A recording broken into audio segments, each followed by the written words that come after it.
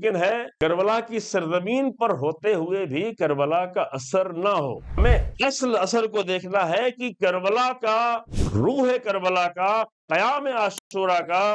اور حسینی انقلاب کا انسانوں کے دل اور روح اور تربیتوں پہ کیا اثر ہوتا ہے، اور کس کی بنیاد پر ایک ایسی جماعت، ایک ایسا گروہ تیار ہوتا ہے، کس تربیت کی بنیاد پر ایسا گروہ تیار ہوتا ہے جو اتنا زیادہ قوت کے ساتھ، اتنی مضبوطی کے ساتھ دنیا کی بڑی سے بڑی طاقتوں کو بار بار سرنگو کرتا ہے اور بار بار ذلت کا سامنا کرنا پڑتا ہے۔ یہ سوچا جا رہا تھا کہ کچھ اور راستہ نکلے گا، یہ طریقہ نکلے گا، اب یہ کچھ کر لیں گے، اب یہ اپنی امیج کو صحیح کر لیں گے، لیکن جتنا ہی دن گزرتا گیا اتنی ایک دن نئی رسوائی، نئی ذلت، نئی شکست مسلسل نصیب ہوتی رہی۔ یہ کربلا کا اثر ہے عزیزوں۔ غور کریں گے کربلا کتنا اثر کر سکتی ہے، اور کربلا کے اثرات کس طرح سے آگے سفر کر سکتے ہیں،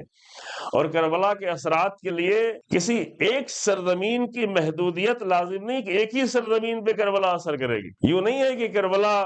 ایران ہی میں اثر کرے گی، نہ، کوئی محدود نہیں، بلکہ اگر کوئی زمینی اور مکانی اعتبار سے دیکھنا چاہے تو کربلا کا زیادہ اثر تو خود کربلا میں ہونا چاہیے۔ جو ہمارے اصول ہیں، ہم اپنے اصولوں سے جس طرح کچھ چیزوں کو سمجھنا چاہتے ہیں، تو کربلا کا تو سب سے زیادہ اثر عراق کی سرزمین پہ ہونا چاہیے، کربلا کا سب سے زیادہ اثر خود کربلا کی سرزمین پہ ہونا چاہیے۔ میں نہیں بتاؤں گا، میں نے دیکھا بھی نہیں ہے، لیکن صدام کے زمانے میں میرے والد گئے تھے زیارت کرنے کے لیے، والدین، تو آ کر بہت زیادہ پریشان اسی بات پہ تھے کہ ابھی تو یہاں پہ یہ تھا کہ بھی ہم لوگ لکھنؤ میں ہوتے تھے اس زمانے میں، بعد میں ایران چلے گئے، تو لکھنؤ میں یہ ہوتا تھا کہ بھی محرم کے زمانے میں سب کچھ، بہت ساری چیزیں بند کی جاتی ہیں جو عام طور سے لوگ دوسرے دنوں میں جائز سمجھتے ہیں۔ یہ ایک نئی شریعت ہے کہ دوسرے دنوں میں جائز ہے لیکن محرم میں ناجائز قرار دے لیتے ہیں۔ اتنا بہرحال اس پہلو سے پازیٹیو اگر دیکھنا چاہیں تو چلو، امام حسین علیہ السلام کے نام پہ 2 مہینہ اپنے آپ کو حرام سے بچا رہے ہو تو ٹھیک ہے بھائی، خدا کرے کہ 2 مہینہ جو 12 مہینے میں تبدیل ہو جائے۔ لیکن وہ بزرگوار ہمارے والد مرحوم جو ہے، وہ وہاں سے واپس پلٹے تو ان کو بہت زیادہ اس بات کی تکلیف تھی کہ کربلا میں سامنے امام حسین کا روضہ تھا اور سامنے ادھر جناب عباس کا روضہ تھا، اور وہاں ہوٹل کے کاؤنٹر پر جو ہے کیا مثلا انڈین فلموں کو کیا چل رہا ہوتا، تو وہ بیچارے سوچے نہیں تھے، سیدھے سادھے آدمی، انہوں نے سوچا بھی نہیں تھا۔ تو یہ میں اس نقطے کو بتانا چاہتا ہوں کہ ممکن ہے کربلا کی سرزمین پر ہوتے ہوئے بھی کربلا کا اثر نہ ہو، اور کربلا کی سرزمین سے بہت دور، یہاں 3-4 ہزار کلومیٹر دور اگر آپ چاہیں تو کربلا کا اثر ہو جائے، بالکل اسی طریقے سے جیسے لبنان میں ہو گیا، جیسے ایران میں ہو گیا، جیسے یمن میں ہو گیا۔ ہم یہ نہیں کہہ رہے کہ پورے ایران میں ہو گیا، پورے لبنان میں ہو گیا، لیکن ایک بڑی تعداد نے کربلا کے اثر کو قبول کیا۔ تو یہاں پہ یہ طے کرنا اہم ہے کہ قبر کا ہونا اہم ہے۔ تھوڑا مشکل مرحلے میں آپ کو لے جا رہے ہیں۔ قبر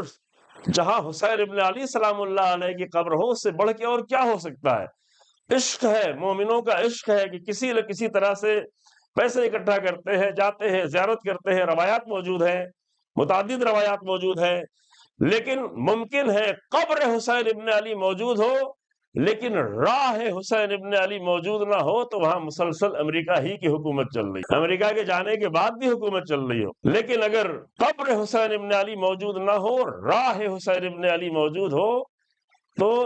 ظالموں کو بار بار شکست دینا ممکن ہو جائے۔ راہ حسین ابن علی، ہماری سب سے بڑی آرزو یہ ہوتی ہے کہ مرنے کے بعد بھی کسی کو کربلا مل جائے، کسی کو نجف مل جائے، کسی کو وادی السلام مل جائے، امیر المومنین کی قبر موجود ہو، امیر المومنین کا روضہ موجود ہو، اور وہیں پر کیا کیا منظر دیکھے ہیں نہیں معلوم، عرض نہیں کر سکتے ہیں یہاں پر، لیکن اصل مسئلہ یہ ہے اس پورے نظام کا، پورے سلسلے کا جو اتنے سالوں سے قائم کیا گیا ہے، جو مسلسل مجلسیں ہو رہی ہیں، جو مسلسل آپ مجلسوں میں آ رہے ہیں، تو اس لیے نہیں ہے کہ ان مجلسوں کے بعد آپ دل سے دعا کریں اور کسی طرح انشاءاللہ 40 کربلا پہنچ جائیں، خدا کرے ہو، بہت اچھا ہے، یہ ہمیشہ ہماری دل کی دعا ہونا چاہیے، لیکن یہ ساری مجلسیں اس لیے نہیں ہیں کہ صرف آپ کربلا پہنچ جائیں، بلکہ یہ مجلسیں یہ ہیں کہ کربلا جا سکے یا نہ جا سکے، لیکن راہ کربلا ہمیں مل جائے، راہ حسین ابن علی مل جائے۔